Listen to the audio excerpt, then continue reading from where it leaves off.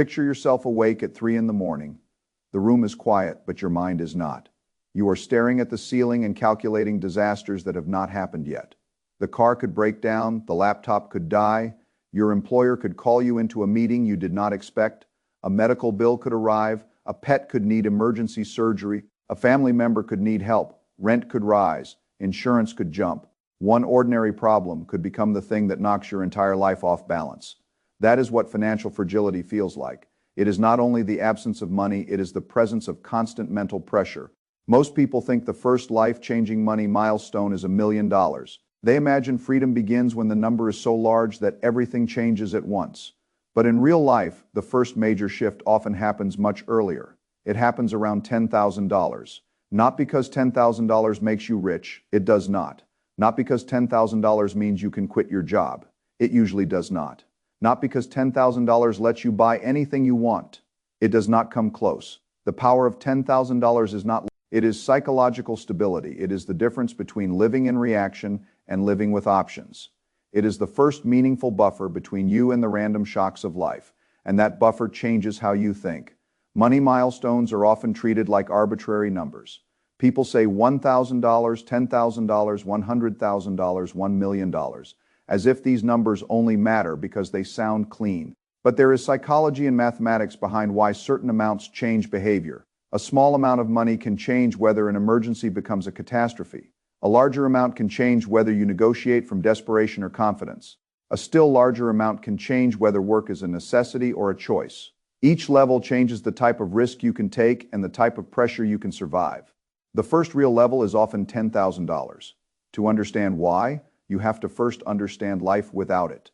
Life without a buffer means every financial decision is defensive. You walk through a grocery store and do not simply choose food. You calculate, can I buy the name brand or do I need the generic version? Can I afford fruit this week? Should I put something back?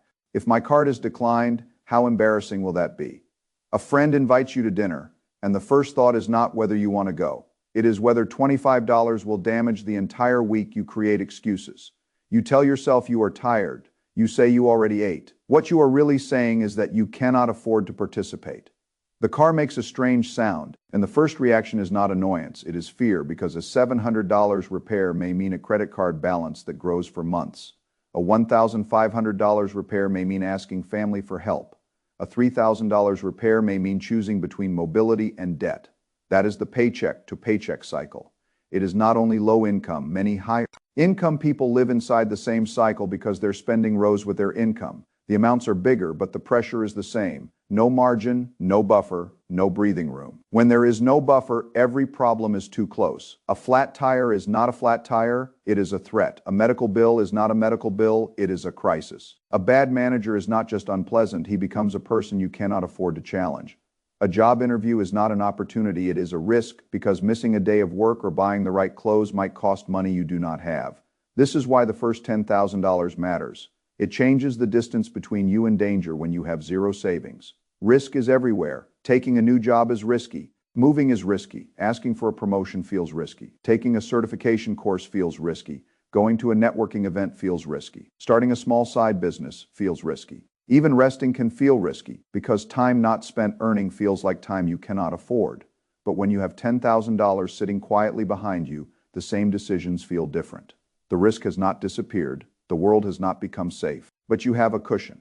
That cushion changes your behavior. You might ask for the promotion because if the conversation goes badly, you are not completely defenseless. You might look for a better job because you can survive a gap. You might pay for a course because $500 is no longer a life-threatening expense. You might move to a better opportunity because the moving costs are no longer impossible. You might finally stop accepting disrespect because you are not one paycheck from disaster. That is a major shift. The money does not make you reckless, it makes you less trapped. That is one of the biggest differences between people with financial buffers and people without them. People without buffers often appear cautious, but they are not always making careful decisions. They are making desperate decisions. There is a big difference. A desperate person takes the first job offered because they need cash. Now, a buffered person can evaluate fit, pay, culture, commute, and opportunity. A desperate person puts an emergency on a credit card at 22%. A buffered person pays the bill and keeps moving. A desperate person cannot invest in themselves because survival consumes all mental space. A buffered person can think one step ahead. This is the emergency fund effect. The strange thing is that the power of the emergency fund often does not come from spending it. It comes from knowing it is there. Most people who save their first $10,000 do not immediately spend it. They do not suddenly become extravagant. They often become more disciplined because the balance represents something deeper than money. It represents proof that they can build stability. That proof changes identity. Before saving, a person may think, I am bad with money. I cannot save, everything is too expensive. Life always happens to me. After saving $10,000, the story changes. I am someone who can save. I am someone who can plan. I am someone who can absorb a shock. I am someone who can create distance between myself and chaos. Identity is powerful because behavior follows identity. Most people treat saving like a temporary diet. They cut everything brutally for a few weeks, feel deprived, burn out, and return to old spending. That does not create a saver. It creates a person who briefly suffered. The people who reach $10,000 usually do something different. They begin becoming the kind of person who saves, they automate, they notice waste, they delay gratification, they stop seeing every dollar as something to consume. They begin seeing money as a tool for options. This is why the first $1,000 can feel harder than the next $4,000. The first $1,000 requires identity change. It requires proving to yourself that the old pattern can be broken. It requires fighting impulses, habits, and sometimes the social environment around you. The second $1,000 is easier because the system has started. By the fifth or $6,000, the behavior becomes more automatic.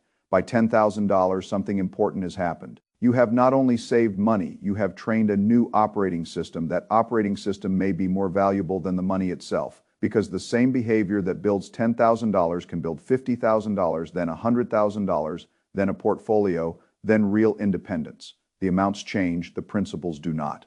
Now, there is also a biological dimension to this. Financial insecurity is not only an idea, it lives in the body. Stress hormones rise when a person feels constantly exposed. Sleep declines, patience declines, decision quality declines, relationships suffer. When you do not know how you would handle an emergency, your nervous system remains alert. It scans, it calculates, it prepares for threats. This is exhausting. A $10,000 buffer does not remove every stress, but it reduces the constant sense that ordinary life might collapse at any moment. A check engine light becomes annoying instead of terrifying. A broken phone becomes a problem instead of a disaster. A medical bill becomes something to manage instead of something that sends you into panic. The shift from panic to annoyance is more valuable than people realize. Panic destroys judgment. Annoyance allows judgment. When money stress falls, people often sleep better. They perform better at work. They communicate better with family. They are more patient with friends. They can think strategically instead of reactively. This is one reason financial advice that only focuses on returns is incomplete. The highest return move is not always the first move. Sometimes the first move is building a buffer that makes every later decision better. A person with no emergency fund who invests every dollar into the market may have a higher expected return on paper. But if one emergency forces them to sell at the wrong time or borrow at high interest, the plan collapses. A person with $10,000 in cash may earn less on that money, but the buffer protects the entire financial system of their life. That protection is an invisible return.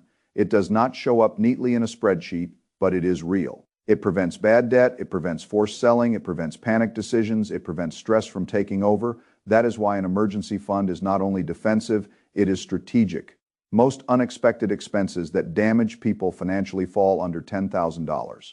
Car repairs, dental work, medical bills, temporary job loss, family emergencies, moving costs, replacement of essential equipment, insurance deductibles, home repairs for many common problems.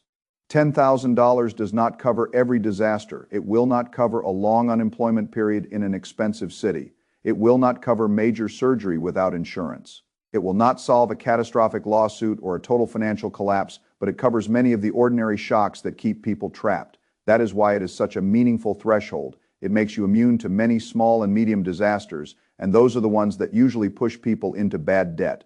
The people who never build a buffer are not usually destroyed by one giant event. They are worn down by repeated small shocks, a $600 repair, a $900 bill, a $1,200 surprise, a week of missed income, a family request, a moving deposit, a bad insurance deductible. Each one goes on a credit card, then the interest starts, then the minimum payment grows, then cash flow gets tighter, then the next emergency hits, Then the hole gets deeper. The first $10,000 is how you stop the hole from getting deeper. It is not the whole wealth plan. It is the financial floor. Once that floor exists, everything else becomes easier. This is where people begin to understand money differently. Before savings, money feels like something that disappears. It comes in, bills take it, groceries take it, rent takes it, gas takes it, small pleasures take it, then it is gone. After building a savings base, money begins to look like stored options. You see that a dollar not spent today can become freedom tomorrow. You understand that money can wait. You understand that the purpose of money is not only consumption, it is control over timing, choices, and risk. That is a profound change. A person with $10,000 saved is often closer to financial independence than a person earning twice as much with no savings. That may sound strange, but it is true in a behavioral sense.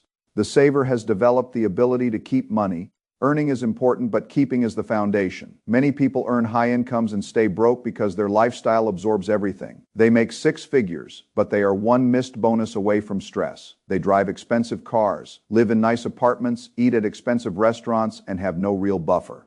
Another person earns far less but saves consistently. That person is learning the skill that builds wealth. The difference is not just income, it is mindset. The first $10,000 teaches the difference between wants and needs. It teaches patience, it teaches restraint, it teaches how to say no to small impulses, so you can say yes to larger options later. It teaches that wealth is not only what you make, but what you do not let leak away.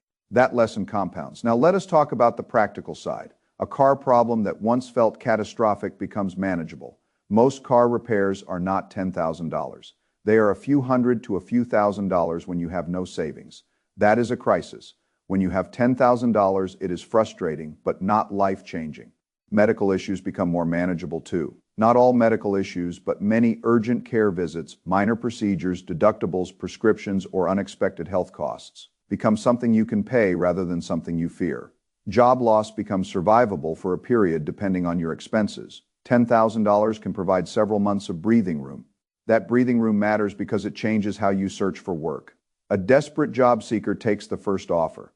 A person with breathing room can choose more carefully. That choice can change the next 5 years of income. This is where the opportunity side appears. A $10,000 buffer is not only protection from bad things, it creates room for good things. You might discover a certification that costs $2,000 but could increase your income by $10,000 a year. Without savings, it feels impossible. With a buffer, it becomes a rational investment. You might attend a networking event, travel for an interview, buy equipment for a side business, or take a short, unpaid gap to move into a better opportunity. The safety net does not mean you should gamble it away. It means you can consider opportunities that a financially trapped person cannot consider.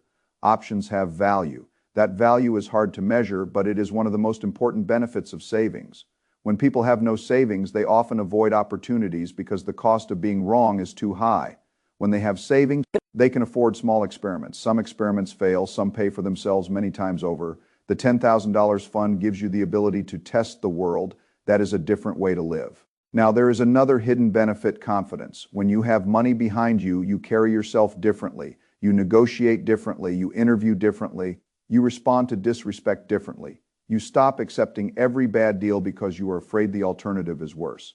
This confidence is not arrogance. It is stability. A person who desperately needs a job often signals desperation. They may accept lower pay, worse hours, weaker benefits, and bad treatment because they feel they have no choice. A person with a buffer can say, "I need this opportunity to make sense." That changes the conversation over time. Those better negotiations can create more income, which then creates more savings, which creates more confidence. This is the positive feedback loop. Financial stability leads to better decisions. Better decisions lead to better outcomes. Better outcomes create more stability. The first $10,000 can start that loop. It also reduces decision fatigue. This may sound abstract, but it matters. When you have no financial buffer, every small purchase becomes a decision. Generic or name brand, drive or walk. Lunch out or pack sandwich. Replace the shoes or wait another month. Buy the medicine or hope it gets better. Say yes to the invitation or invent a reason not to go. Each decision burns energy. By the end of the day, the person is exhausted not only from work, but from constant micro-calculations about survival. When you have a buffer, many of those decisions lose their danger. You still should be intentional. You still should avoid waste. But you are no longer deciding from fear 50 times per Dalton. Why? That frees mental bandwidth. A person with mental bandwidth can plan. A person without it only reacts. This is why $10,000 changes more than the bank account. It changes the amount of cognitive capacity available for the future. I have seen people experience this in small but emotional ways. They walk into a grocery store and realize they can choose food based on what they want and what is healthy. Not only what is cheapest, they do not buy recklessly. They simply stop feeling trapped by every shelf that is a real form of freedom.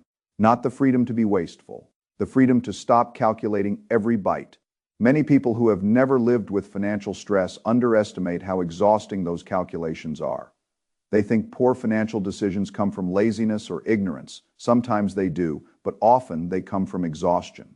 When the brain is overloaded, it chooses relief. A buffer reduces overload. That is why saving is not only arithmetic, it is psychology. Now, if you are currently living paycheck to paycheck, $10,000 may sound impossible. That feeling is understandable. But the path does not begin with $10,000. It begins with the first repeated behavior. Maybe that is $25 per month. Maybe it is $50. Maybe it is $100. The number matters less at the beginning than the identity. You are teaching yourself that money can be kept. You are building evidence that you are not trapped forever. You are changing from someone who hopes there will be money left over into someone who pays the future first. That identity shift is the beginning. Trying to save too aggressively can backfire. If you cut every enjoyable thing, you may create a plan that cannot survive real life. The goal is not punishment. The goal is consistency. Look for leaks, convenience purchases, subscriptions you do not use, food delivery that became automatic. Insurance you never compared, phone plans that are too expensive, small fees that add no value, impulse purchases that disappear from memory after 1 week. Most people have more flexibility than they think, but they do not see it until they start tracking. Awareness creates options. If the average person spends thousands per year on coffee, dining out, convenience subscriptions, and small upgrades, redirecting even a portion of that can begin building the first milestone. This is not about never enjoying life. It is about deciding which spending buys joy and which spending only fills space. The waste is not always the latte. Sometimes the waste is unconsciousness. A conscious purchase can be fine. An unconscious pattern can quietly steal your future. The first $10,000 is often built by becoming conscious. Once you become conscious, the next milestone becomes more realistic. The first $10,000 changes how you see the next $10,000. At first, 5 figures feels enormous. After you reach it, you realize it was built by process, not magic. Then $20,000 becomes a matter of continuing, then $50,000, then $100,000. This is how financial independence begins. Not with a windfall, with proof. Proof that you can change behavior, proof that you can keep money, proof that your future can be built deliberately. That proof becomes momentum. There is another area where the buffer matters deeply: relationships. Money stress is one of the most corrosive forces in families and marriages. When bills are tight, people become irritable. Every purchase feels like a judgment. Every mistake feels larger. Every small disagreement can become a proxy battle for fear.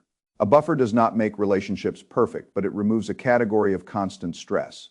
When you are not worried about whether one bill will break you, you have more emotional energy for the people around you. You become less reactive. You listen better. You are less embarrassed. You do not withdraw from social situations as much. You do not resent friends who seem more stable. Money stress isolates people. A buffer reconnects them to life. That matters. We often talk about savings as if it exists only in spreadsheets. But savings also changes how a person participates in the world.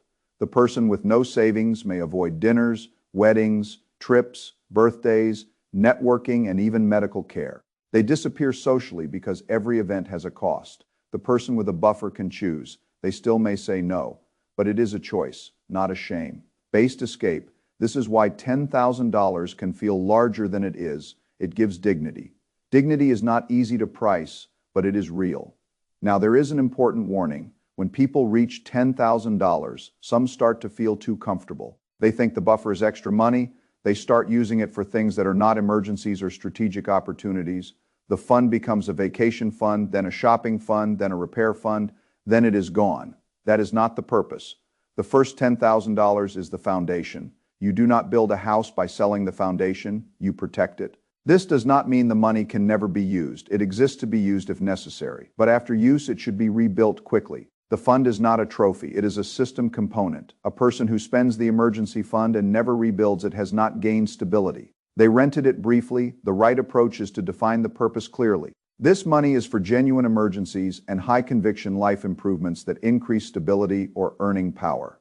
Not impulse, not status, not proving anything, not small lifestyle upgrades that slowly drain the account. Once the $10,000 foundation is built, you can begin separating money into different roles. Emergency money, investment money, opportunity money, fund money, tax money, short-term goals, long-term goals. This is how money becomes organized. Before that, all money often feels like one pile that gets attacked by everything. After the first milestone, you can create structure. Structure reduces chaos. Now let us talk about risk again, because this is where the lesson becomes especially important. A person with no savings often cannot take good risks. Good risks include applying for a better job, learning a new skill, starting a small project, moving for opportunity, negotiating harder, or investing in a tool that increases earning power. Bad risks include using credit cards to survive, taking payday loans, ignoring maintenance until it becomes worse, staying in a bad job because no alternative feels safe, or making desperate financial moves. The absence of a buffer pushes people away from good risks and into bad risks. That is the tragedy. They appear risk-averse because they cannot afford to take good risks, but their life becomes more risky because they are constantly exposed to emergencies. A $10,000 buffer reverses part of that. It lets you decline bad risks and consider good ones. That is how wealth begins, not through reckless speculation, through the ability to choose better risks. This is also why emergency savings should usually come before aggressive investing for people who are financially fragile. The math of investing may say the market has higher long-term returns, but personal finance is not only math, it is behavior under stress. If you invest every spare dollar and then one emergency forces you to sell, borrow, or panic, the plan fails. The emergency fund is what allows investing to remain invested. It is the shock absorber. Without a shock absorber, every bump can damage the vehicle. With one, the ride becomes survivable. Now, some people ask whether $10,000 should be in cash if inflation is eroding it. That is a reasonable question. Cash loses purchasing power over time, but the job of this first $10,000 is not maximum return. Its job is immediate stability. You should not put your emergency fund into something volatile just because you want it to grow faster. If the market falls at the same time your emergency arrives, the asset failed at its job. The emergency fund should be accessible, safe, and boring. Boring is the point. Once the foundation is built, additional money can be invested for growth. Do not confuse the foundation with the engine. Your emergency fund is the foundation. Your investments are the engine. A good financial house needs both. If you build only engine and no foundation, the house shakes. If you build only foundation and no engine, you never grow. The sequence matters. First stability, then growth. That is the order most people skip because growth is exciting and stability is boring. But boring stability is what gives exciting growth the time to work. The first $10,000 also changes the way you experience your job. Without savings, a job can feel like a cage. You may hate it, but you cannot leave. You may know you are underpaid, but you are afraid to negotiate. You may see a better opportunity, but you fear the transition. You may tolerate disrespect because rent is due. With savings, the cage door opens a little. You may still choose to stay, but staying becomes a choice, not a sentence. That distinction has enormous psychological value. People perform better when they feel they have options. They think more clearly, they become less afraid of authority. They can evaluate whether a job serves their long-term goals rather than only asking whether it pays this Friday. This can lead to better career decisions. Better career decisions can lead to higher income. Higher income can lead to faster savings. Again, the positive loop begins. The buffer creates confidence. Confidence improves decisions. Decisions improve outcomes. Outcomes strengthen the buffer. This is why the first milestone matters more than the number itself. It changes the direction of the loop. A fragile person lives in a negative loop. Stress creates bad decisions. Bad decisions create more stress. More stress creates fewer options. Fewer options create worse decisions. A buffered person can start a positive loop. Stability creates better decisions. Better decisions create more stability. More stability creates more opportunities. More opportunities create better outcomes. That is what $10,000 can do. It can flip the loop. Now, let us be honest about the scale. $10,000 is not enough for every family. If your monthly expenses are high, if you have dependents, if you live in an expensive city, if your job is unstable, if you have medical risks, if you are self-employed, you may need more. The milestone is not universal perfection. It is a meaningful first threshold. For some people, $10,000 is 3 months of expenses. For others, it is 1 month. For others, it is 6 months. The exact number should eventually be tailored to your life. But as a psychological milestone, $10,000 is powerful because it is large enough to cover many emergencies and small enough to be reachable for ordinary people with discipline and time. That combination matters. $1 million feels abstract. $10,000 feels difficult but possible. Possible is important. A goal that feels impossible does not change behavior. A goal that feels possible but challenging can organize behavior. That is what the first $10,000 does. It gives the mind a target, then the target shapes habits. Now what happens after you reach it? The next step is not to stop. The next step is to preserve the emergency fund and begin directing additional savings toward wealth. Building assets, retirement accounts, index funds, skill development, business capital, debt reduction. If high-interest debt exists, the order depends on your situation. But the principle is that the foundation should now support growth. Once you are not constantly defending against emergencies, you can begin playing offense. That is the broader transformation. Defense is avoiding collapse, offense is building the future. Most paycheck-to-paycheck households never get to play offense. They are too busy blocking the next emergency. The first $10,000 is what allows the game to change, and this is why the milestone is not merely financial. It is emotional, it is physical, it is strategic, it is social, it is professional. It changes how you sleep, how you spend, how you negotiate, how you evaluate risk, how you relate to people, and how you see yourself. That is a lot of impact from a number that does not make you rich. But the first real freedom is not being rich. It is not being constantly afraid. That is the beginning. Fear is expensive. Fear makes people borrow badly. Fear makes people stay in bad jobs. Fear makes people avoid opportunities. Fear makes people fight with loved ones. Fear makes people choose short-term relief over long-term progress. Reducing fear is one of the best investments you can make. The first $10,000 reduces fear. That reduction creates room for intelligence. And intelligence applied consistently builds wealth. So if you are at zero, do not despise the small start. The first $25 matters, the first $100 matters, the first $500 matters, the first $1,000 matters. Every deposit is not only money, it is a vote for a new identity, a vote that says, I am not only a consumer, I am a builder. I am not only surviving this month, I am creating margin for the future. I am not waiting for life to get easier before I become disciplined. I am becoming disciplined so life can become easier. That is the shift. By the time you reach $10,000, the bank balance is only part of the achievement. The larger achievement is who you had to become to reach it.